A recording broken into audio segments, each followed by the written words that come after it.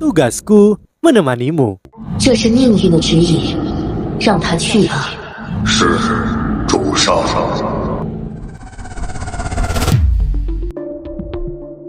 Halo semua, kembali bersama Miminata di sini.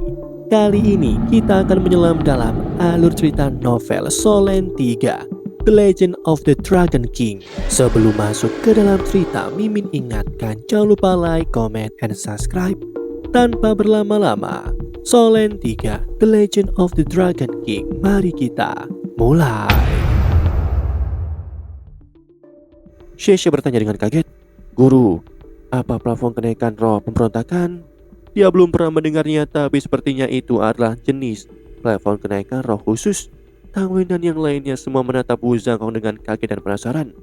Jika plafon kenaikan roh telah terbukti sangat efektif dalam meningkatkan kemampuan tempur mereka, lalu bagaimana dengan plafon kenaikan roh pemberontakan?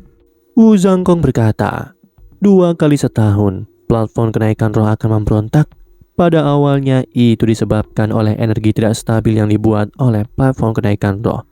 Namun seiring kemajuan teknologi, mereka dapat menguasai periode pemberontakan dan mengubahnya menjadi fitur khusus dari platform kenaikan roh. Selama periode pemberontakan, monster akan tumbuh bersemangat dan menjadi lebih terlihat, meningkatkan bahaya di dalam platform kenaikan roh. 18 pilar surga memberlakukan batas 300 orang untuk memasuki platform kenaikan roh pemberontakan setiap kali. Kali ini, kalian berlima cukup beruntung menjadi salah satu dari 300 orang itu setelah akademi menghabiskan banyak sekali sumber daya untuk mengamankan 5 ruang kuota untuk kalian. Kalian harus menghargai betapa besar kesempatan ini. Selama periode pemberontakan, kalian akan bisa memasuki platform kenaikan roh sebagai sebuah tim. Tapi jumlah kalian tidak bisa melebihi 7 karena hanya ada kalian berlima. Jadi tidak akan ada masalah bagi kalian untuk masuk bersama. Ini akan berfungsi untuk menguji koordinasi kalian sebagai sebuah tim. Namun jangan lupa, selain monster roh, kalian mungkin bertemu dengan master roh lainnya. Mereka akan menimbulkan bahaya yang sama besarnya bagi kalian seperti monster roh. Karena jika kalian dikeluarkan dari platform kenaikan roh dalam waktu 100 detik yang diperlukan untuk menyerap energi spiritual makhluk hidup, energi yang tersisa akan pergi ke master roh terdekat. Ini adalah aturan khusus dari platform kenaikan roh pemberontakan.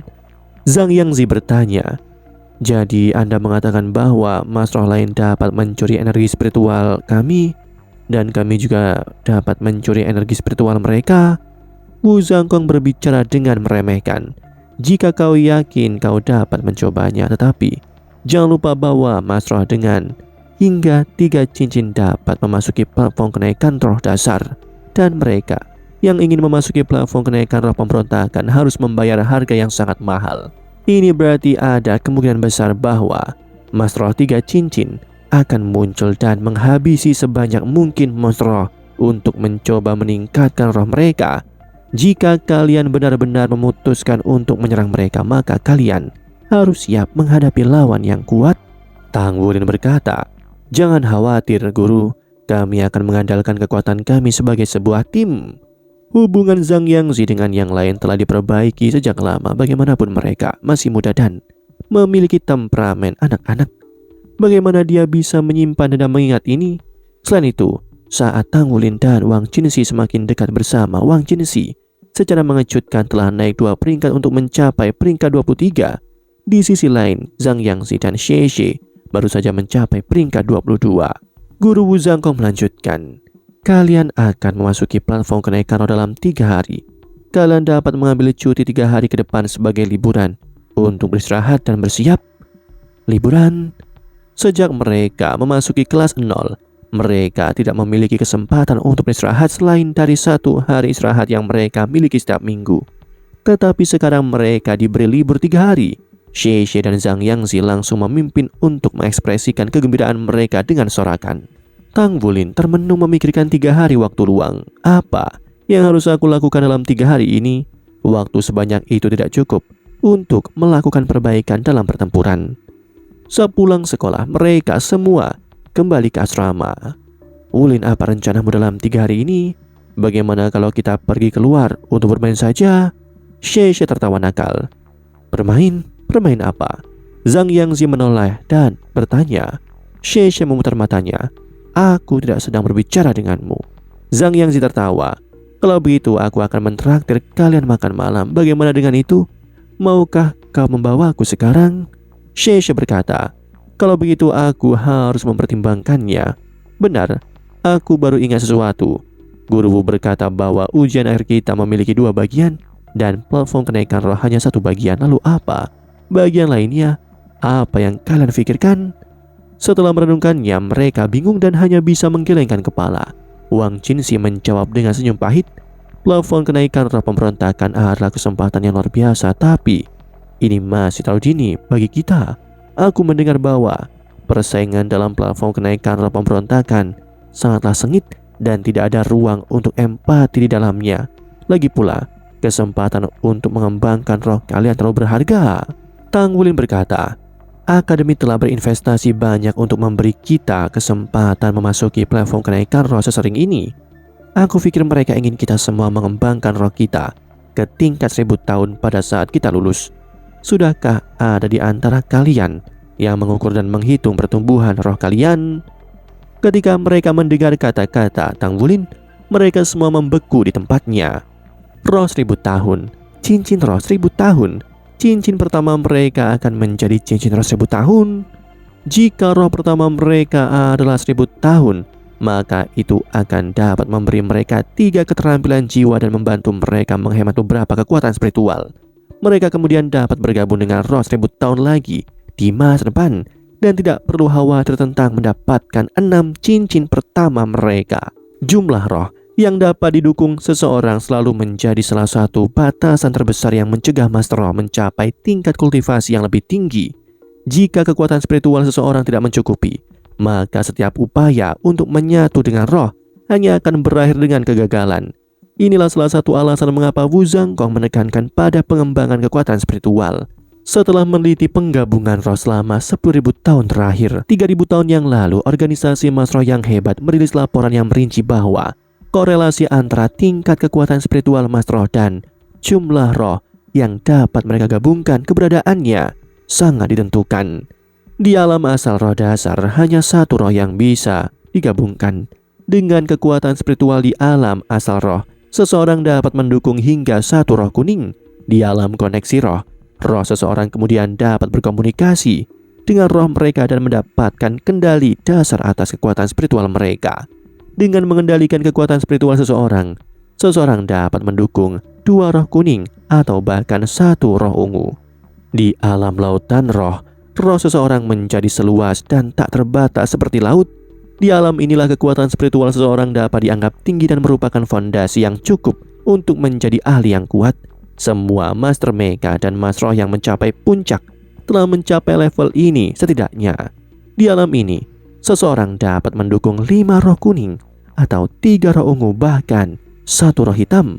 Setelah seseorang memasuki alam jurang roh, roh mereka akan bertindak seperti penjara jurang. Jika roh adalah dunia, maka batas atasnya adalah surga, sedangkan batas bawahnya adalah neraka. Jika seseorang memiliki kekuatan spiritual yang begitu kuat, mereka juga akan memiliki roh legendaris yang bertindak sebagai fondasi mereka. Seseorang bisa menyatu dengan roh tingkat manapun di alam ini. Bahkan roh orange dan roh merah bisa menyatu. Jika seseorang menyatu dengan roh orange atau merah, maka kekuatan mereka yang tersisa hanya akan berada di alam lautan roh. Namun jika seseorang tidak memiliki roh oranye atau merah, itu mungkin untuk menyatu dengan maksimal 5 roh dengan warna apapun. Biasanya, ranah jurang roh dianggap sebagai batas dari manusia, tetapi masih ada ranah domain roh. Jika seseorang mencapai ranah domain roh, indera roh mereka akan mencapai ranah dunia tersendiri. Indera roh mereka akan mengendalikan domain dan roh mereka menjadi dasar dunia mereka. Pikiran mereka kemudian menjadi tidak terbatas dan kekuatan spiritual mereka dapat menyatu dengan roh dari tingkat manapun. Secara teori, batasnya adalah 9 roh legendaris seperti pendiri pagoda roh dan pencipta roh, roh es Dolo yang maha kuasa. Kemudian ada dunia asal ilahi yang dirumorkan Seseorang akan berubah menjadi keadaan primordial, sementara indera roh mereka akan menjadi maha kuasa dan berubah menjadi roh primordial. Kekuatan spiritual akan diubah menjadi kekuatan roh primordial.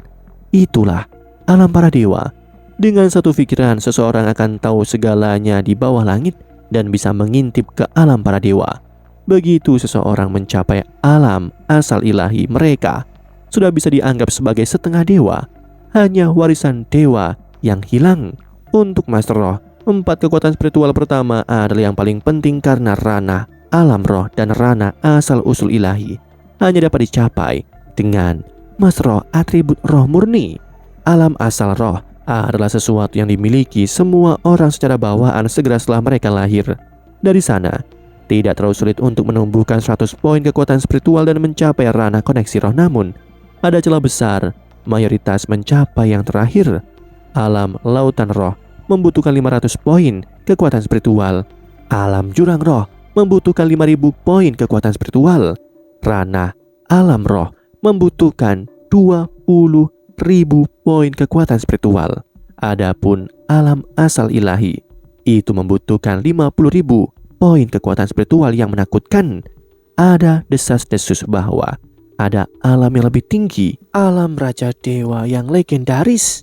Ini adalah sejauh mana pengetahuan Tang Wulin dan teman-teman sekelasnya saat ini. Di antara 5 siswa kelas 0, Guye memiliki kekuatan spiritual terbesar dan akan dengan mudah mencapai alam lautan roh di masa depan. Hanya setelah mencapai alam lautan roh, mungkin bagi Mas Roh untuk memiliki 9 cincin roh. Dengan asumsi 9 cincin ini, semuanya adalah cincin paling lama 1000 tahun. Adapun 4 siswa lainnya, Tang Wulin berada di urutan kedua dalam kekuatan spiritual karena dia sudah berada di ranah koneksi roh. 3 sisanya berada di batas ranah koneksi roh dan akan segera mencapainya. Meskipun begitu, dengan betapa berbakatnya mereka, mencapai koneksi roh akan mudah. Dan mengingat usia mereka yang masih muda, sangat mungkin mereka juga bisa mencapai ranah lautan roh. Jika mereka benar-benar memiliki cincin roh 1000 tahun ungu sebagai cincin pertama mereka, maka ketika mereka mencapai alam lautan roh, mereka akan mendapatkan 3 roh ribuan tahun. Ini berarti mereka akan memiliki kesempatan untuk menjadi Feng Hao dulu.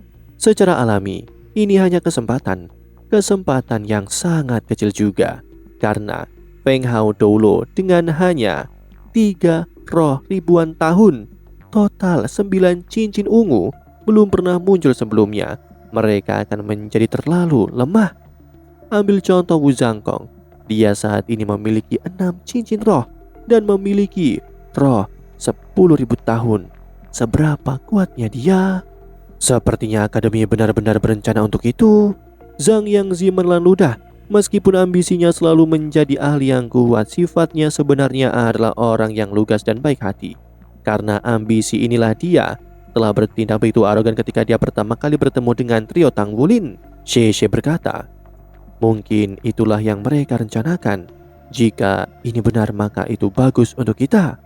Kita pasti harus menghargai setiap kesempatan yang kita dapatkan ketika kita memasuki platform kenaikan roh. Demikianlah alur cerita novel Solen 3 The Legend of the Dragon King. Sebelum Mimin akhiri, Mimin ingatkan jangan lupa like, comment, and subscribe, karena tugasku kan selalu menemanimu.